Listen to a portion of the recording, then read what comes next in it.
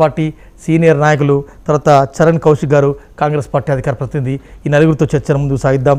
రామన్ గారు నమస్కారం sir, good evening. నిన్న నుంచి మీరు చూస్తున్నారు రేవంత్ రాష్ట్ర ముఖ్యమంత్రి, అదేవిధంగా ఉత్తమ్ కుమార్ రెడ్డి గారు ఆ ప్రభుత్వం నుంచి వచ్చిన వర్షన్, ఆ తర్వాత ఇవాళ హరీష్ రావు గారు ఇచ్చిన రిప్లై. ఓవరాల్గా చూస్తే మీకు ఏమనిపిస్తుంది? నిజంగా కూడా తెలంగాణ నీటి వాటాలు ఏపీకి దారదత్తం చేశారా? ఈ అభియోగంలో ఈ ఆరోపణలో వాస్తవం ఎంత అంటే ఏం చెప్తారు? ఖచ్చితంగా వెంకట గారు, మొదటి నాకు అవకాశం ఇచ్చిన సంతోషం. ఎందుకంటే ఈ చర్చ జరగాల్సింది. అంటే దానికి నాకు సంబంధం ఏంటంటే, గతంలో కిరణ్ కుమార్ రెడ్డి గారు ముఖ్యమంత్రిగా ఉండగా నేను బ్రిజేష్ కుమార్ ట్రిబ్యునల్ తీర్పును ఆపమని అఖిలపక్షంలో ప్రభుత్వ ఖర్చుతో ఢిల్లీకి వెళ్లి అక్కడ మన్మోహన్ సింగ్ గారితో అఖిలపక్షం అన్ని పార్టీల వాళ్ళు ఉన్నా, నేను కూడా ఉన్నాను. అందులో 1 గంటన్నర టైం 2 గంటలు తీసుకొని వారికి వివరిస్తే ఆ బ్రిజేష్ కుమార్ గారి ట్రిబ్యునల్ ఆ తీర్పును ఆపేశారు. ఎందుకంటే విడిపోయింది రాష్ట్రం, విడిపోయినాక మళ్ళీ వేరే వేరే వాటాలు పంచాల్సింటుంది కనుక వద్దు అని చెప్పి ఆపేశారు.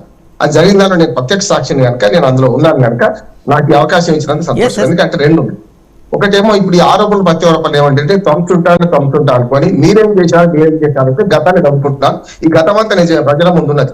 3 ఉన్నాయి ఇందులో. ఒకటి వాటా ఎంత అని అడిగారు, చాలా కరెక్ట్. అది వాటా ఎంత అంటే మొత్తం 812 టీఎంసీలు మనకు, అంటే కర్ణాటక మహారాష్ట్ర పోగా మనకు 812 టీఎంసీలు వచ్చినాయి.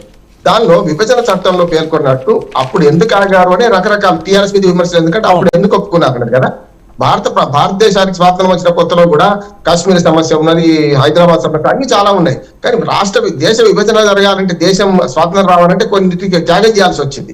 అక్కడ కూడా ఆ రోజు త్యాగం చేశారని నేను అంటున్నాను, టీఆర్ఎస్ పార్టీని సమర్థించడం కాదు. కానీ ఆ తర్వాత రివ్యూలో ఈ 9.5 ఏం చేశారనేది బట్టి వాళ్ళ మీద ఉంటుంది. ఒకటి, అప్పుడు ఏమైంది, ఎంత అన్యాయం జరిగిందంటే, నిజంగా పరివాహక ప్రాంతాన్ని లెక్క పెడితే మీద ఆ విభజన చట్టంలో అన్నిటినీ 42-55% వచ్చారు, ఉద్యోగులను కానీ నిధులను కానీ. కానీ నీళ్ళని అట్లా పంటాల్సిన అవసరం లేదు. నీళ్ళని ఏంటంటే నిధులు నియామకాలు అన్నా కాదు, నిధులు 42-58 వచ్చారు, నియామకాలు అంతే ఉన్నాయి. కానీ నీళ్ళ విషయంలో చాలా అన్యాయం ఏం జరిగిందంటే, వెంకట గారు కొంచెం ఇది సీరియస్ సబ్జెక్ట్, అక్కడ మనకేంటంటే మన పరివాహక ప్రాంతం ఎక్కువ, తెలంగాణలో కృష్ణా నది పరివాహక ప్రాంతం ఎక్కువ, ఆంధ్రప్రదేశ్ లో తక్కువ. ఆ ప్రకారం అయితే 54% మనకు రావాలి, మిగతా 46% అట్టుకోవాలి. నెంబర్ 1 ఒకటి. కానీ అది కాలేదు. ఏమైంది, 42-55% ప్రకారం ఏం చేశారంటే మొత్తం 811 టీఎంసీలో 299 టీఎంసీలు తెలంగాణకి ఇచ్చి మిగతా 512 టీఎంసీలు ఆంధ్రప్రదేశ్ కి చాలా అన్యాయం అంటున్నారు. నెంబర్ 1. ఆ అన్యాయాన్ని సవరించే కన్నా ముందు ఇంకొక అన్యాయం జరిగింది. ఆ అన్యాయం అది ఒకటి. అంతకుముందు పోతిరెడ్డిపాడు, ఎందుకు వైఎస్ రాజశేఖర రెడ్డి గారు ముఖ్యమంత్రిగా ఉన్నప్పుడు పోతిరెడ్డిపాడు 11 తూములే ఉండే. ఈ 11 తూములు 44 పెంచుకుంటే ఏమన్నారంటే, ఈ 11 తూములు పాతే బంద్ చేస్తాం, మిగతా ఉంచుతాం అన్నారు. ఇప్పుడు ఆ 11 నడుస్తున్నాయి, ఈ మిగతా 33 నడుస్తున్నాయి, 44 నడుస్తున్నాయి. అంటే ఏమన్నట్టు అక్కడ అన్యాయం జరిగింది కదా. ఇప్పుడు జరిగిన అన్యాయం ఏంటంటే, పిట్టపోరు పిల్లి తెచ్చిందని కేంద్రం చేతిలోకి తీసుకుంది. ఎంత చెప్పినా మనకు ఆ జీవో చూస్తే అర్థమవుతుంది. ఏం జరిగింది, గతంలో ఏదైతే ఈ ఇద్దరు, అంటే 2 రాష్ట్రాల ముఖ్యమంత్రులు విభేదాలతో ఉన్నప్పుడు చంద్రబాబు నాయుడు గారి హయాంలో చూశాం కదా, 2 దేశాల మధ్య పోరాటం జరిగింది. నగారం సాగర్ మీద ఇటు పోలీసులు అటు పోలీసులు, నాకు పోలీసులు ఉన్నారు, నాకు ఏసీబీ ఉందని చంద్రబాబు నాయుడు గారు అన్నారు కదా. ఘర్షణ జరిగింది. సరిగ్గా ఎన్నికల ముందు కూడా మళ్ళీ అదే రకంగా జగన్మోహన్ రెడ్డి గారు అక్కడ ముఖ్యమంత్రి, కేసీఆర్ గారు ఇక్కడ ముఖ్యమంత్రి, మళ్ళీ అదే జరిగింది కదా 2 సార్లు. అప్పుడు ఏమైందంటే, అసలు నిజంగా చెప్పాలంటే జాతీయ జల విధానం ప్రకారం అయితే ఇవన్నీ జాతీయ స్థాయి ప్రాజెక్టులు అంటున్నాం, జాతీయ స్థాయిలో ఉండాలి. జలం మొత్తం అంతా కూడా రాష్ట్రాలకు అతీతంగా జాతీయ స్థాయిలో ఉండాలి. కానీ గత కాంగ్రెస్ ప్రభుత్వం కానీ ఇప్పుడు బీజేపీ ప్రభుత్వం కానీ ఇది తీర్చలేదు, ఇప్పటిదాకా వివాదం తీర్చలేదు. 299 కాదు, కనీసం 50% రావాలని అంటున్నారు. దానికి తగిన కృషి చేయలేదే టీఆర్ఎస్ మీద విమర్శ. ఇప్పుడేమో తీరా 2 నెలలు కాగానే సంచులు చదువుకునే వరకు అక్కడిచ్చున్నారు అన్నట్టు, కాంగ్రెస్ పార్టీ సంచులు చదువుకునేలోగా అక్కడ కేంద్ర ప్రభుత్వం దాన్ని తీసేసుకున్నది. అంటే ఏమైంది ఇప్పుడు రేపు పొద్దున? ఇదంతా బాగానే ఉంది సార్, మీరు చెప్తున్న హిస్టరీ ఉపద్ఘాతం బాగానే ఉంది. కానీ 2 బలమైన ఆరోపణలు. ఒకటేమో 299 టీఎంసీల నీటి కేటాయింపులకు నాడే కేసీఆర్ ఒప్పందం మీద సంతకాలు చేశారన్నది నిన్న రేవంత్ రెడ్డి గారు చేసిన ఒక ఆరోపణ. నెంబర్ 2 ఉమ్మడి ప్రాజెక్టులన్నీ కూడా కేఆర్ఎంబీకి అప్పగించారు, అప్పగించింది కేసీఆర్ అని అదొకటి కాదు, అప్పగించింది వీరని వీరు. ఈ 2 బలమైన ఆరోపణలు మీరు ఎట్లా చూస్తారు? నేను వాస్తవం చెప్తున్నా, పార్టీతో సంబంధం లేదు.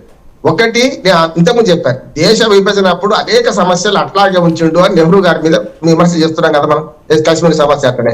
ఇది కూడా ఏమైందంటే ఆనాడు చాలా కష్టంగా తెలంగాణ సాధించుకోవడమే గొప్ప. ఏదో 7 మండలాలు తీసుకుపోయింది కదా తెల్లారి, బీజేపీ వాళ్ళు వచ్చినాక ఏమైంది 7 మండలాలు పోయినాయి. అయినా ఎందుకు ఆగినామంటే ఈ ఏదైనా సరే తెలంగాణ నిలిచి గెలవాలంటే కొన్ని భరించాల్సి వచ్చింది అని నేను అంటున్నాను. టీఆర్ఎస్ కాదు, ఓ తెలంగాణ వాదిగా చెప్తున్నాను. కానీ ఆనాడు 299 టీఎంసీలకు ఒప్పాల్సిన అవసరం లేదు. కానీ తర్వాత చూసుకుందామని బ్రిజేష్ కుమార్ టిల్లు కన్నా ముందు దాని తర్వాత మనం సుప్రీంకోర్టులో కేసు వేసినాం. సుప్రీంకోర్టులో కేసు పెండింగ్ ఉంటే కేంద్ర ప్రభుత్వం ఏమన్నదంటే ఈ కేసు తీసేసుకోండి, వాపస్ తీసుకోండి, మేము అమికబుల్ సెటిల్మెంట్ చేస్తాము, కేఆర్ఎంబి ద్వారా మీకు న్యాయం చేస్తామంటే వెనక తీసుకున్నారు కదా గత ప్రభుత్వం. అందుకని ఏమంటే ఆ బదనా మోపే ముందు అంతకుముందు మరి పోతిరెడ్డిపాడు వెడల్పు చేసి పోతిరెడ్డిపాడు 33 కొత్త తూములు కట్టినప్పుడు ఇదే డికే అరుణ గారు వెళ్ళి స్వాగతం పలికిన కదా అక్కడ. ఇటు కూడా ఉన్నది ఇలా పాపం తలా పిడికడం అన్ని పార్టీలు ఇవాళ తెలంగాణకి అన్యాయం చేసి నేను అంటున్నా, ఓ తెలంగాణ వాదని అంటున్నాను. ఇవి సరి చేసుకోవడానికి ఇప్పుడు ఏమైందంటే ఈ 2 నెలల్లో ఏం తెలిసిందో ఏం చేసిందో కానీ వెంటనే ఇప్పుడు వాళ్ళు తీసుకున్నారు. దాంతో ఏమైతే పెద్ద నష్టం చెప్తాను వెంకట గారు. ఒక నష్టం, మన రాష్ట్రం విద్యుత్ ఉత్పత్తి కోసం ప్రాజెక్ట్ ఇటు పక్కన ఎడమ పక్క మనదంటే కుడి పక్క వాళ్ళది శ్రీశైలం ప్రాజెక్ట్ లో. కనుక ఏం చేయాలి, లేకపోతే విద్యుత్ ఉత్పత్తి చేయాలంటే మనకు కష్టం వస్తుంది అంటున్నాను నేను. వచ్చే కష్టం నీళ్ల కష్టము. ఇప్పుడు నీళ్లు నిధుల నియామకాల్లో నీళ్ల సంగతిని ప్రభుత్వాలు 3 సంఖ్య పట్టించుకోలేదు. ఇప్పుడు పెద్దన పాత్ర వహించే కేంద్ర ప్రభుత్వం 9.5 ఏళ్ళుగా సంచారం చేసింది.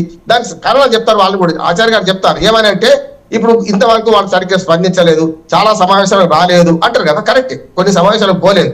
కేంద్ర ప్రభుత్వంతో సరైన విధంగా వ్యవహరించి వాళ్ళ ద్వారా మనం ఈ నీళ్ల సంగతిని తేల్చకుండా చేసింది గత 9.5 ఏళ్ళుగా టీఆర్ఎస్ ప్రభుత్వము. అంతకు ముందు అన్యాయం చేసింది కాంగ్రెస్ ప్రభుత్వం. మీకు కూడా తెలుసు, 4-5 మీటింగ్ బైకట్ చేశారు కదా. కేఆర్ఎంబికి అప్పగించడం, మేము అప్పగించాం మొర్రో అని మీరు మన ఈఎన్సీ కావచ్చు, తర్వాత ప్రిన్సిపల్ సెక్రటరీ కావచ్చు, వాళ్ళంతా బైకట్ చేసి వచ్చారు. చాలా మీటింగ్లకు మీరు పోలేదు. కరెక్టే, అందుకే నేను అది చెప్తున్నాను కదా. కానీ ఇప్పుడైనా ఏం చేసేది అంటే ఇప్పుడు అప్పగించిన రాలేదని వివాదం ఉన్నది.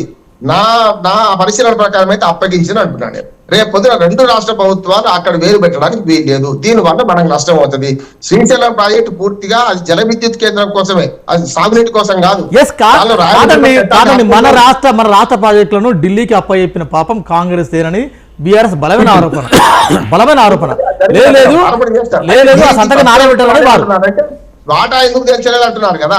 ఈ 2 తెచ్చాల్సింది కేంద్ర ప్రభుత్వం కదా. కేంద్ర ప్రభుత్వం అంటే జల సంఘం అయితే వాళ్ళు.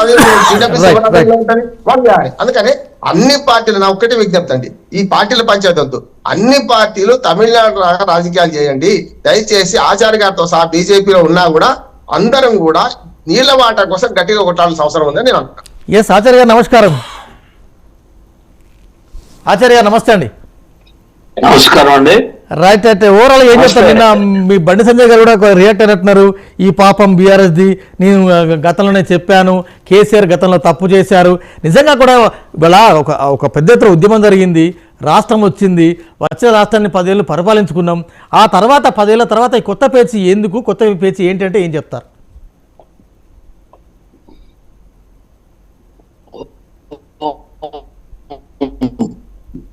మొదట